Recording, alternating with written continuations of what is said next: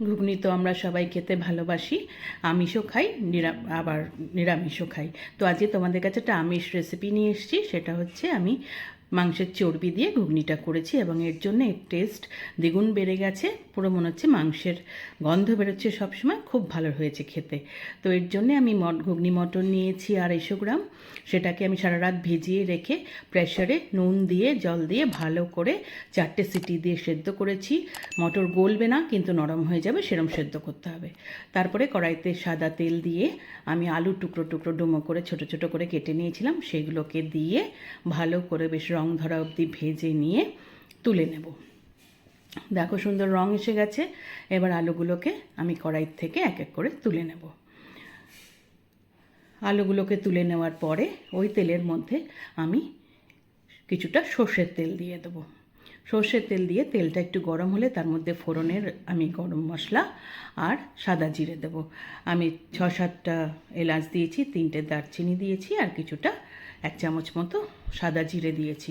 ফোড়নটা সুন্দর ভাজা হলে আর গন্ধ বেরোলে তার মধ্যে আমি 1.5খানা মিডিয়াম সাইজের পেঁয়াজকে কুচো করে রেখেছিলাম, সেটা দিয়ে ভালো করে সুন্দর করে লাল করে ভাজবো। তার মধ্যে আমি বড় 1 চামচ আদা বাটা, বড় 1 চামচ রসুন বাটাও দিয়ে দিলাম। সুন্দর করে এগুলোকে কিন্তু ভাজতে হবে, বেশ কড়া করে ভাজা হলে তার মধ্যে আমি 1.5খানা মিডিয়াম সাইজের পেঁয়াজকে বেটে রেখেছিলাম, সেই পেঁয়াজ বাটাটাও দিয়ে দিলাম। সমস্ত কিছু সুন্দর করে এভাবে মিশিয়ে নিয়ে কিন্তু কিছুক্ষণ ধরে কষাতে হবে। তার মধ্যে আমি নুন দিয়ে দিলাম 1/2 চামচ। আমি কিন্তু মটর সেদ্ধ করার সময়ও নুন দিয়েছি, সেই জন্য নুনটা বুঝে দিতে হবে। আমি 1 চামচ জিরের গুঁড়ো দিলাম, 1 চামচ লঙ্কার গুঁড়ো দিলাম, 1/2 চামচ হলুদ গুঁড়ো দিলাম, আর একটা টমেটোকে আমি ছোটো টুকরো করে কুচি করে রেখেছিলাম সেটাও দিয়ে দিলাম। সমস্ত কিছু দিয়ে সুন্দর করে আমি মিশিয়ে নিয়ে কষাবো। ঢাকা দিয়ে আমি গ্যাসটা সিম করে দিয়ে আমি 2-3 মিনিট হতে দেব। তারপরে খুলে আমি 1 চামচ চিনি দিয়ে দিলাম এবং যে আলুগুলো ভেজে রেখেছিলাম সেই আলুগুলোকেও দিয়ে দিলাম। এইগুলোকেও সুন্দর করে এবার আমি মিশিয়ে নেব। ভালো করে মিশে গেলে এইবার আমি 100 গ্রাম মতো চর্বি আমি সুন্দর ধুয়ে কেটে ছোট টুকরো করে নিয়েছি, সেগুলোকে দিয়ে দিলাম।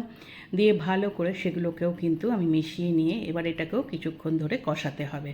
আমি আবার ঢাকা দিয়ে আমি 5 মিনিট মতো গ্যাস সিম করে কষাবো। 5 মিনিট পরে ঢাকা খুলেছি, দেখো সুন্দর কিন্তু কষানোর রং এসে গেছে, খুব সুন্দর চর্বিগুলোর থেকেও তেল বেরিয়ে গেছে। আমার কষানো কিন্তু একদম রেডি। এইবার যে আমি মটরগুলো সেদ্ধ করে রেখেছিলাম সেগুলোকে ঢেলে দিলাম।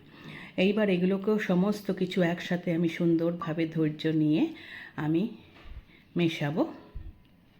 খুব ভালো করে সমস্ত কিছু মিশিয়ে নিয়ে আমি আবার ঢাকা দিয়ে 2-3 মিনিট একটু কষিয়ে নেব। দেখো আমি কষিয়ে নিয়েছি কিছুক্ষণ। এইবার আমি এতে জল দিয়ে দেবো।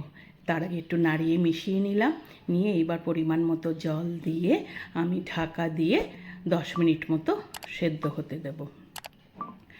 আমি সুন্দর মিশিয়ে নিচ্ছি জল দিয়ে দিয়ে এইবার আমি কিন্তু ঢাকা দিয়ে 10 মিনিট মতো রান্না করব। 10 মিনিট পরে যখন খুলবো মোটামুটি কিন্তু আমার ঘুগনি কিন্তু রেডি টু সার্ভ হয়ে যাবে। দেখো সুন্দর ঘুগনি ফুটে উঠেছে এবং অনেকক্ষণ ধরেই ফুটছে। সমস্ত কিছু সুন্দরভাবে মিলে গেছে, নুন মিষ্টি সব ঠিক আছে আমি চেক করে নিয়েছি। এইবার আমি উপর থেকে গরম মশলার গুঁড়ো, শাহি গরম মশলার গুঁড়ো আমি মিশিয়েছি, আমি 1 চামচ মতো দিয়ে দিলাম। দিয়ে সেটাকেও মিশিয়ে নিয়ে এইবার আমি গ্যাস বন্ধ করে দেব আর ঢাকা দিয়ে তার আগে আমি 4টে টুকরো জাস্ট কাঁচা লঙ্কা দিয়ে দিলাম একটা সুন্দর ফ্লেভারের জন্য। দিয়ে আমি গ্যাস বন্ধ করে দিয়ে ঢাকা দিয়ে স্ট্যান্ডিং টাইমে 5 মিনিট রেখে দিয়েছি।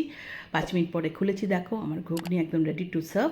আমি একটা সার্ভিং বলে সার্ভ করে দিয়েছি। আমি এটা যে লুচির সাথে ঘুগনিটা ব্রেকফাস্টে সার্ভ করব, এটা ডিনারেও খাওয়া যায়, ইভিনিং স্ন্যাক্স হিসেবেও খাওয়া যায়। তোমরা করে খেয়ে দেখো, খুব ভালো লাগে খেতে। রান্নাটা যদি ভালো লেগে থাকে একটা লাইক করো, কমেন্ট করো, শেয়ার করো। যারা এখনও আমার চ্যানেলটা সাবস্ক্রাইব করোনি প্লিজ সাবস্ক্রাইব করে দিও, পাশে থাকা বেল আইকনটা প্রেস করবে, তাহলে আমার সমস্ত রান্নার নোটিফিকেশন তোমাদের কাছে পৌঁছে যাবে। আবার নতুন নতুন রান্না নিয়ে তোমাদের কাছে আসবো। আজ তাহলে চলি, টাটা।